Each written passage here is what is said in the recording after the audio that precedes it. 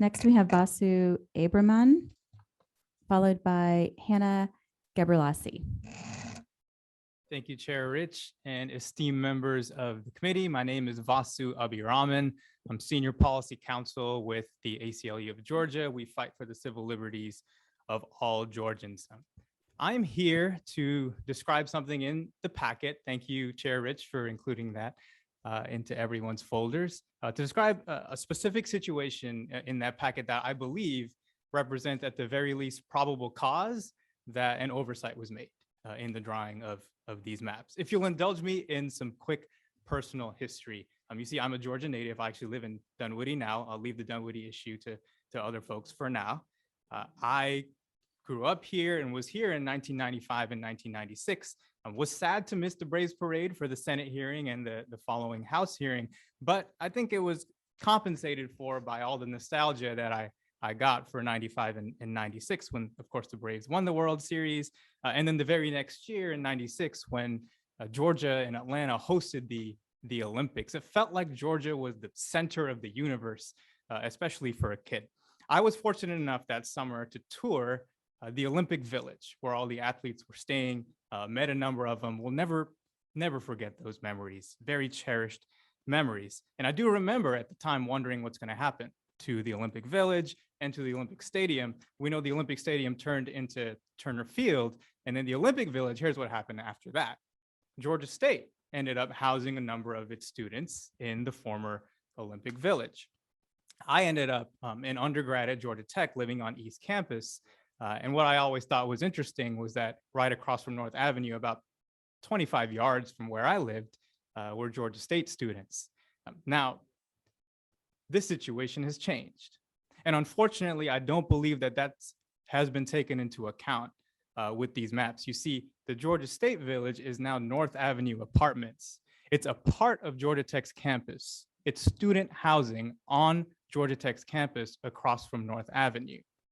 There's a dining hall on campus called the North Avenue Apartments Dining Hall.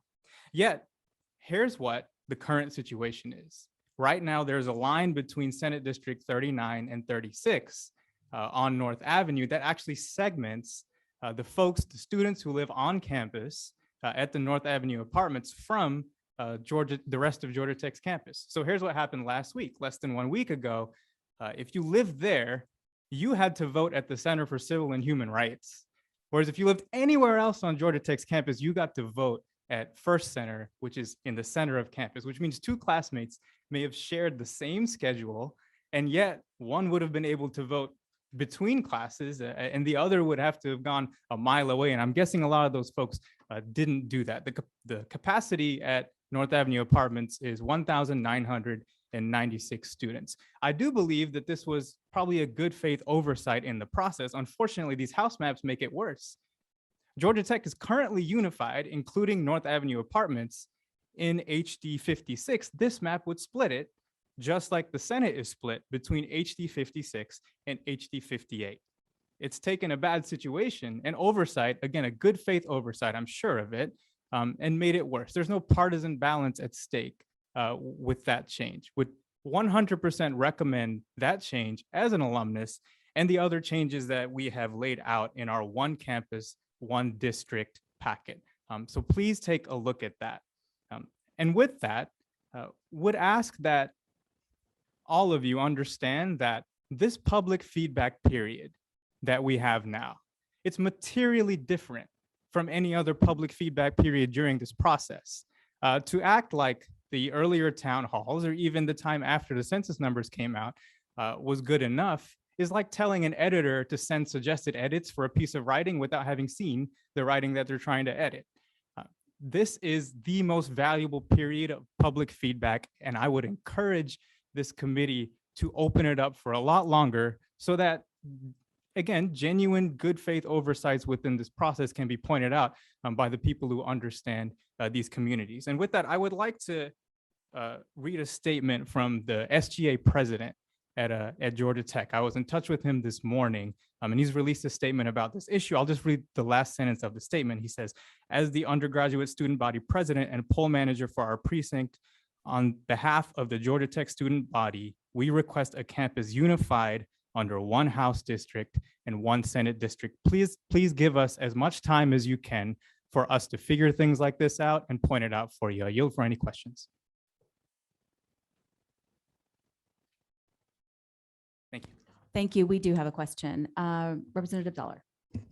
Thank you. I'm just curious, do y'all have any kind of data on how much of the population continues to vote, they're at their residence or, versus where they go to, where they live at college? Not fully sure I understand the question. We have a certain amount of data in our packet. Mhm. We'll say North Avenue Apartments, it's around 1,500 to 2,000 students. And Georgia Tech's housing system is often based on a lottery. It was when I was there. And it doesn't seem to make much sense for students on North Avenue Apartments part of campus. Again, it has a dining hall. It's definitely a part of campus to be sent downtown to vote instead of being able to vote on campus. I think the question is like when I attended college, I registered to vote at my home back, Cobb County. Right. And I was just curious if you had any kind of data about how many students do that versus registering where they understand live that. on campus. I understand. Thank you, Representative. I believe we do have Okay. data speaking to that. I don't have it in front of me. Happy to take that offline. Okay. All right, we have another question from Chairman Setzler. Oh, wait. All right. Thank you. All right, looks like we don't have any other questions for you. Thank you so much you. for being here.